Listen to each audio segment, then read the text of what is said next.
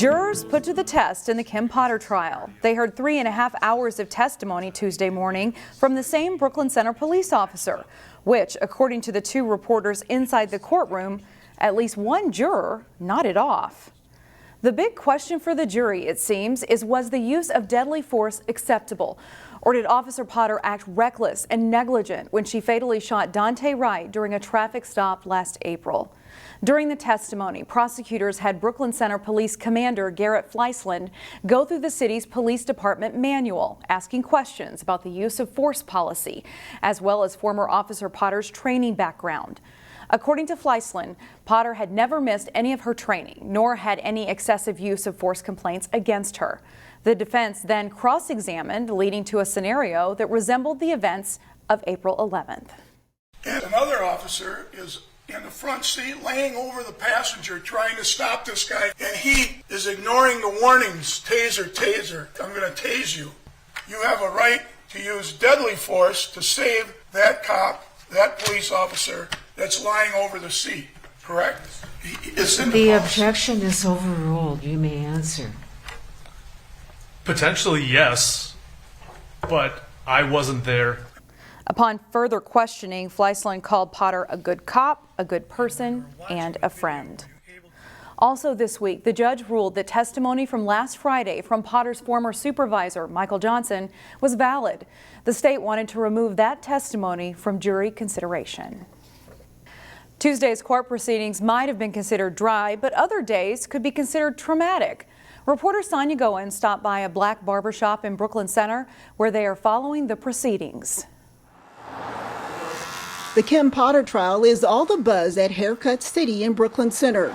This black man's no different than I am, and he got pulled over and now he lost his life. Among the fades and trims, barbers and customers talk about what's going on in the black community. Seeing this type of stuff can create fear or trauma for someone who probably has never experienced it. This kind of stuff happens every single year, every single month.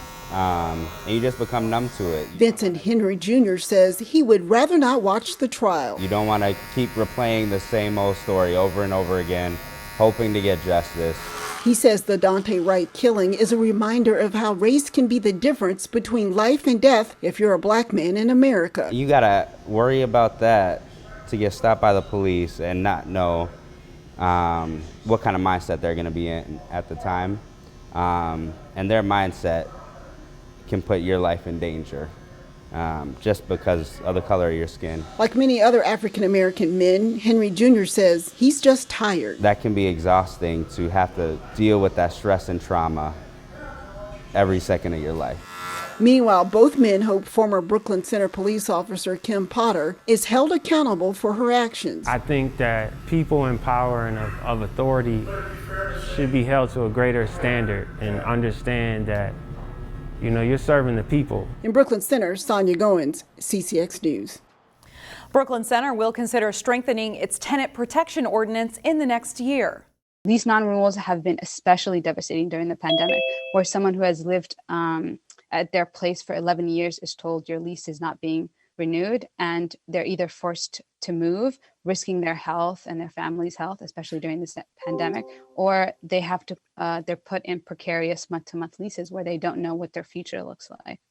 That sentiment was echoed by many in Monday night's council meeting.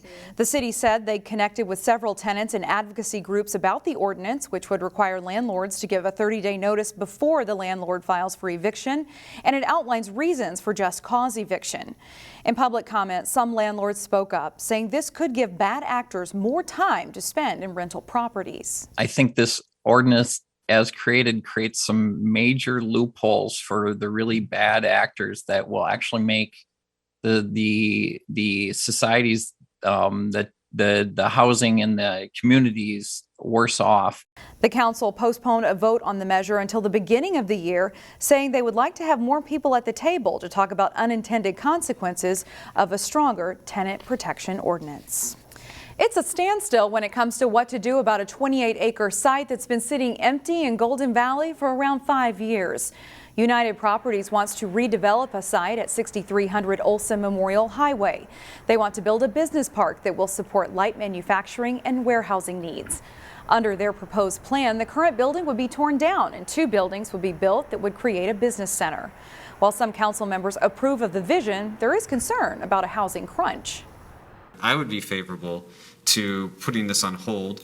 Our staff working with the applicant and with UBS to see if there is some sort of other type of opportunity, like some sort of housing, and bringing that to a work session. We really believe the market has spoken and said there's primarily the greatest demand for this site today is an industrial use with a new building and a new configuration. So that's how we teamed with United Properties, who we believe is probably one of the most capable developers today in the market.